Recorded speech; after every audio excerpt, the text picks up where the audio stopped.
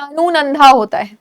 इंसाफ की देवी, मूवीज में आपने ये मूर्ति देखी होगी जरूर, जहां पर एक महिला के आंख में पट्टी बांधी हुई है, एक हाथ में है तराजू जिसका एक पल्ला भारी है, यानी कि ये संतुलित नहीं है, और दूसरी तरफ के हाथ में है तलवार।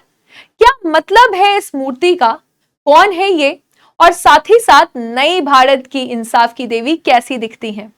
रोमन मान्यताओं के अनुसार जस्टिशिया, जिनको वो इंसाफ की देवी के रूप में जानते हैं, उनकी एक मूर्ति बनाई गई जिसमें आंखों में पट्टी बांध दी गई। इसका मतलब है कि कानून के सामने सब कोई बराबर है, यानी कि कानून किसी को भी देखकर, अपराधी को देखकर या कोई जान पहचान वाले व्यक्ति को देखकर कोई भेदभाव नहीं करेगा, सभी लोग बराबर रहेंगे। तो कानून जो है वो इस हिसाब से अंधा बनाया गया।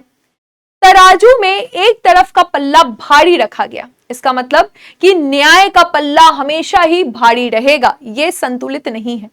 और दूसरी तरफ के हाथ में है तलवार, इसका मतलब है कि अपराध करने वाले को कड़ी से कड़ी सजा दी जाएगी। Justice D.Y.. चंद्रचूड़, भारत के सीजीआई का मानना था कि हमें अब ये जो ब्रिटेन की मान्यता है, अंग्रेजों की मान्यता है, इससे आगे बढ़ना होगा। और नई भारत की इंसाफ की देवी, जिनका मूर्ति बनाया गया और जजेस की लाइब्रेरी में रखा गया है, काफी सुंदर, इनके हाथ में जो तराजू है उसको संतुलित रखा गया है, यानी कि संतुलन हमेशा बना रहना चाहिए।